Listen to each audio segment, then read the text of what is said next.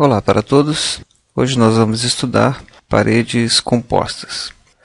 Antes, no entanto, vamos fazer um breve comentário aqui. Neste momento do curso, estamos vendo em detalhes vários assuntos relativos a paredes.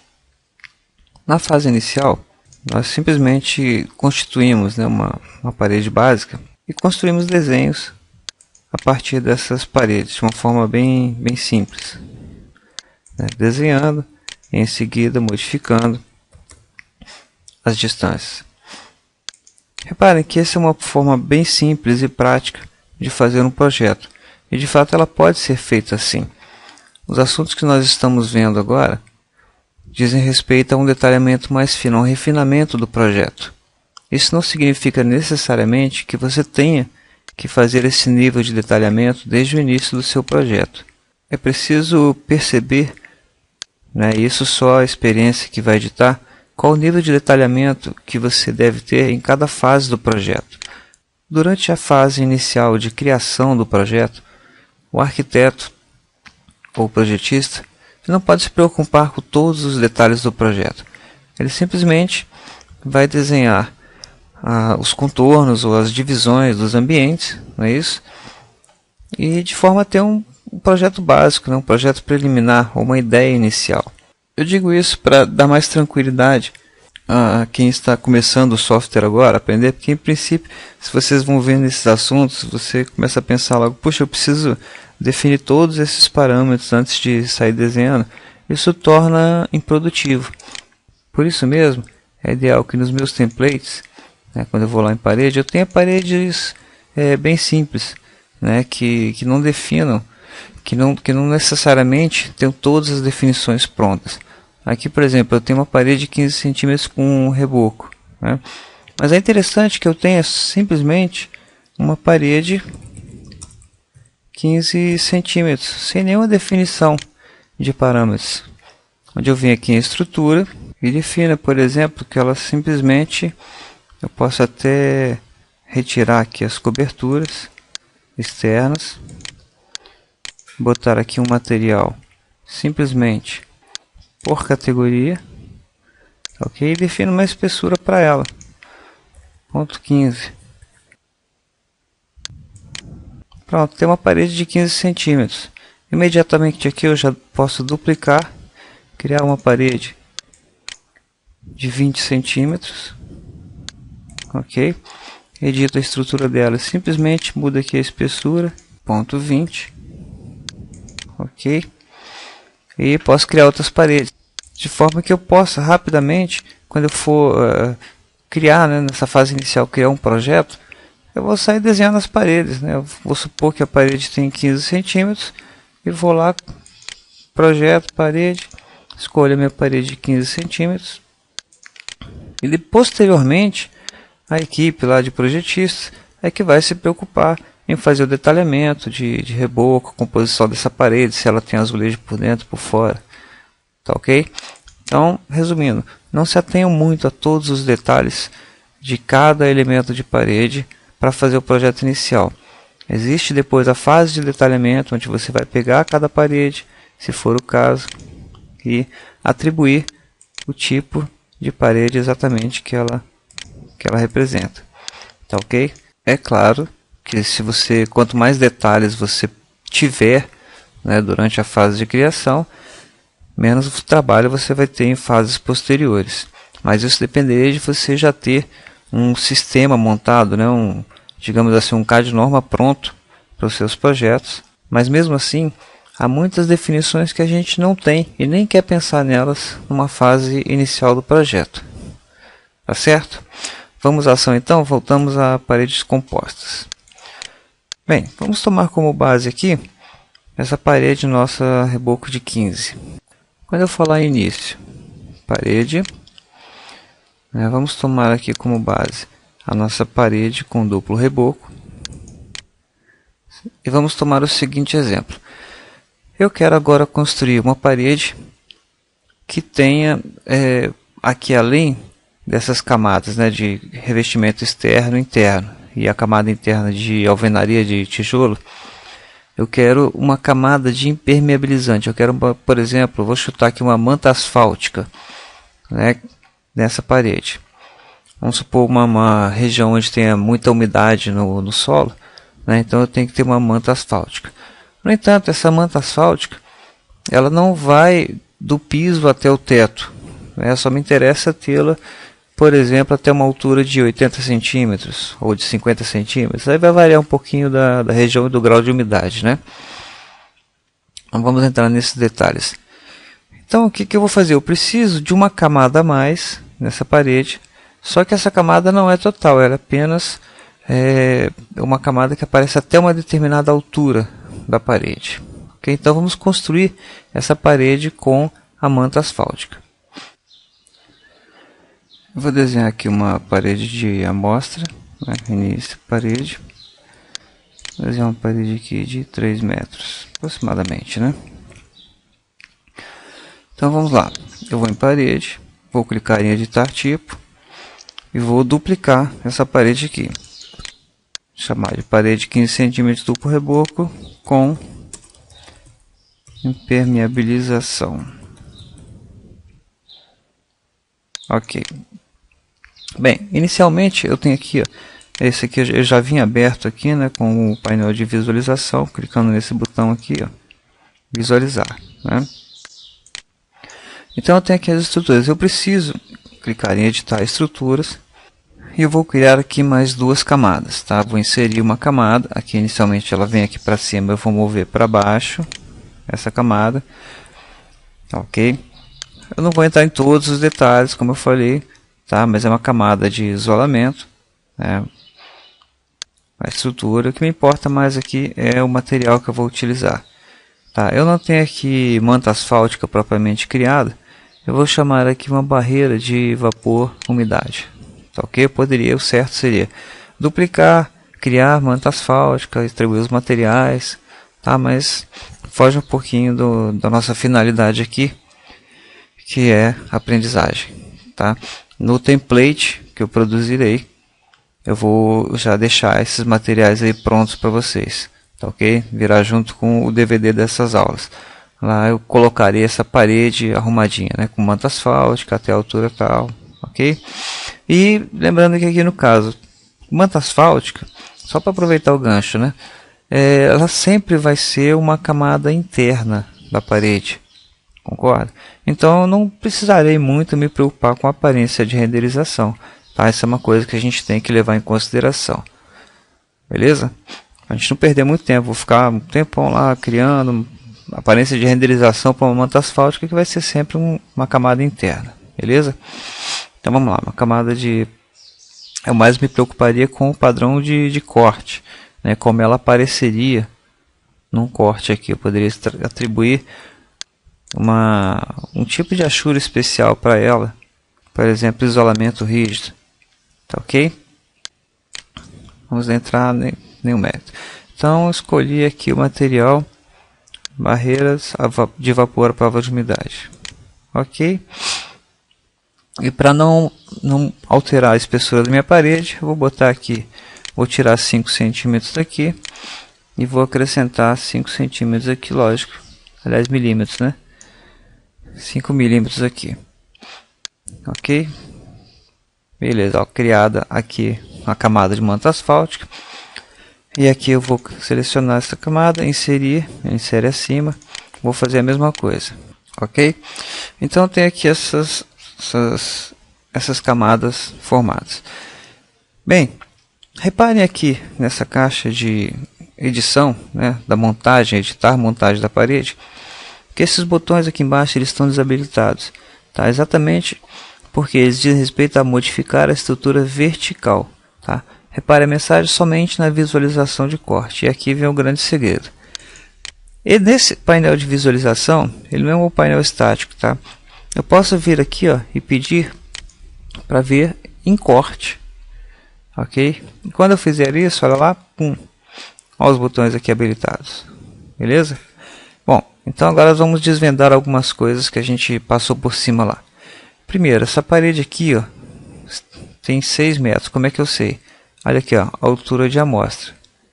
tá? Vai ficar um pouco difícil.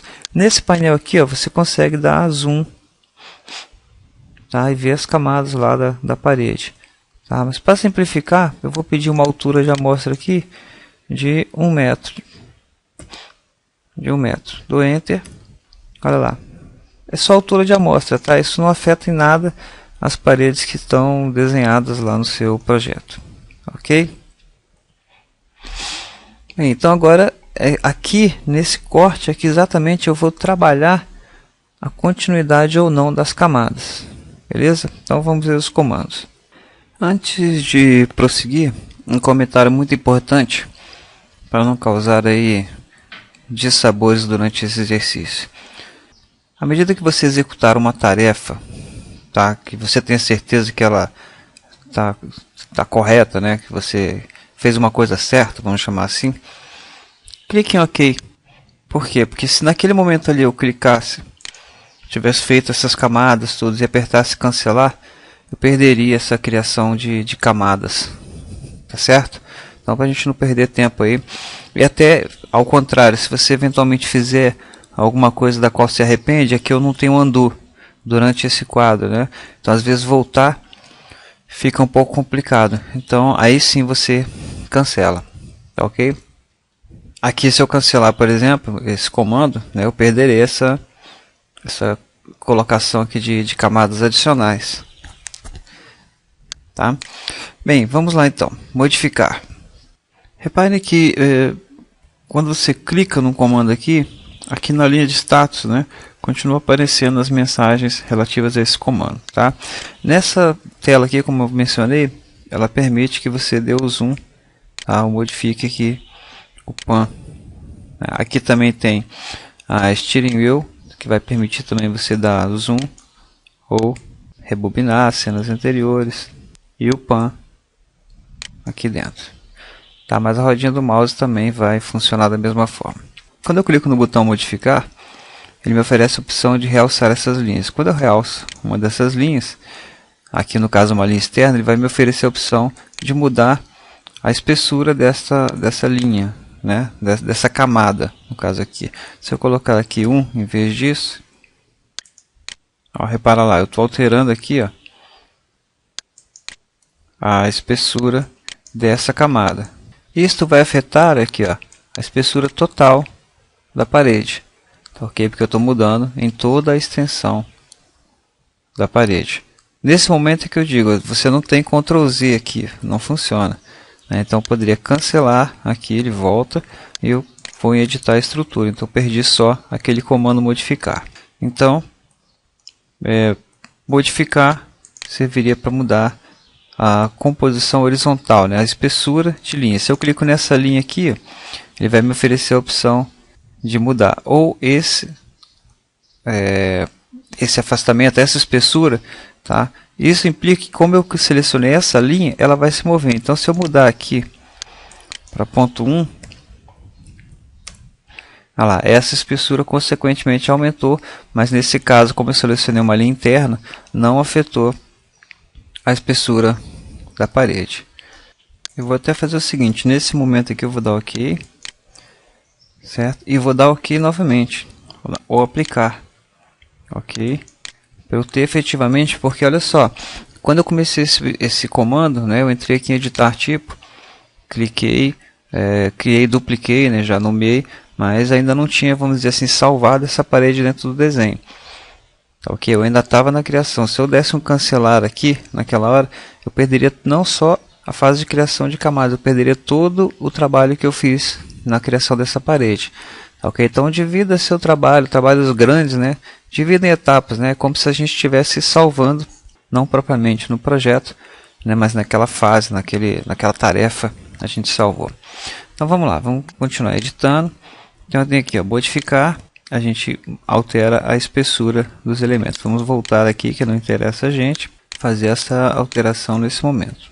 E o mais importante, que é o que interessaria para a gente aqui. Depois a gente vê os outros comandos. Dividir região.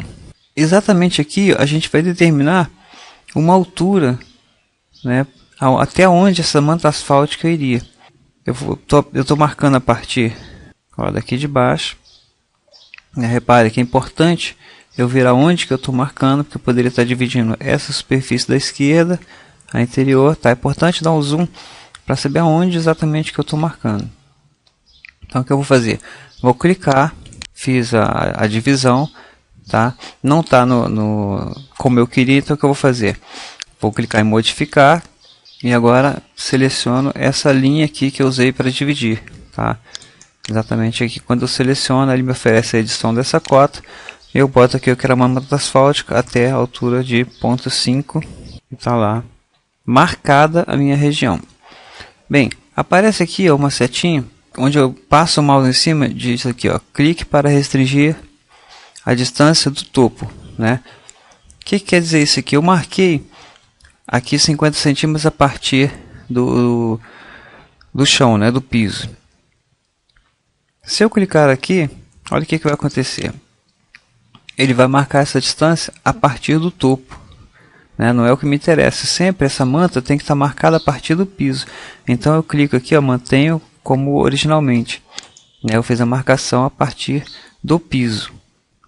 Tá, ok? Então sempre essa manta asfáltica vai estar aqui, vai ter uma divisão até em cima. Daqui para cima o que acontece com ela? Ela não existe. Tá, ok? Então o que eu vou fazer? Eu vou pegar, o que é aqui, o que substitui ela aqui em cima? Essa camada aqui, né? Então o que eu vou fazer? Eu vou mesclar regiões. Ok? Esse mesclar regiões, o que eu faço? Olha, aparece um símbolozinho ali, ó, no quadrado, né? Então é importante eu observar aqui. Eu vou pegar da esquerda para a direita a região que eu tiver prevalecendo, onde estiver desenhado o símbolo. Repare que tem um quadradinho com a seta para a direita.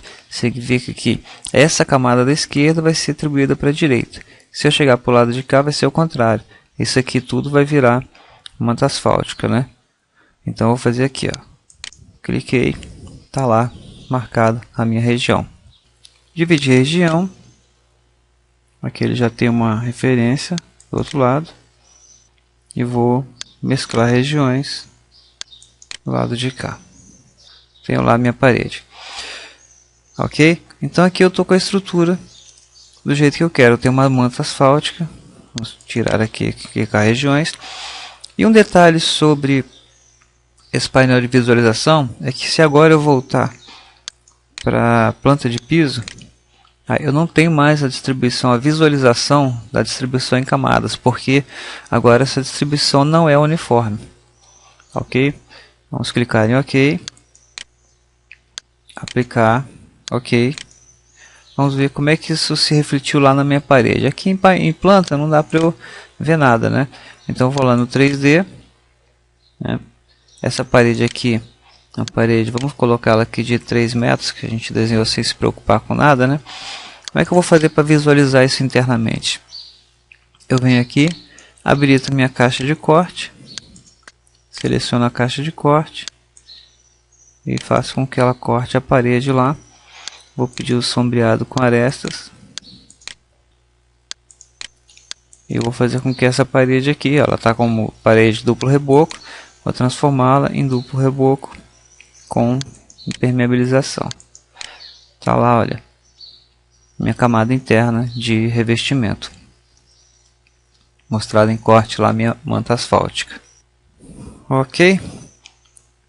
Então basicamente essa é a definição de parede composta.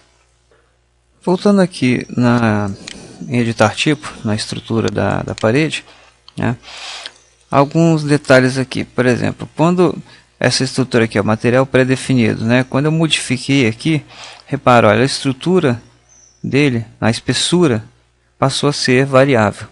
Ok, porque eu tenho uma espessura até um determinado nível, depois outra, a mesma coisa acontece com essa estrutura externa aqui, né, que seria o reboco. Né? Outra coisa interessante, vou selecionar aqui, ó, essas camadas, né, externas. Repare que ó, ele não tem a opção de excluir essas camadas mais, ok? Eu não consigo mais excluí-las. Então, se eu precisasse criar um outro tipo de parede, eu teria que começar a partir de uma parede sempre que não tem divisão, né? Não tem composição vertical. Além dos botões que a gente viu, né? Modificar, mesclar regiões, dividir região, eu tenho aqui também atribuir camadas, tá? Que seria um pouco usado mais para um número grande de camadas, né? Mas eu, por exemplo, poderia selecionar aqui, selecionei barreiras à prova aqui, né? Essa estrutura 2. Repare que à medida que eu seleciono, né, uma linha, ela fica destacada aqui. Então, por exemplo, eu poderia, aqui é tudo manta asfáltica, né? Um exemplo absurdo, mas eu poderia selecionar essa barreira à prova, né, de umidade e vapor, e colocar atribuir camadas, vir aqui nessa camada externa, clicar nela, e toda ela passou a ser também do mesmo material.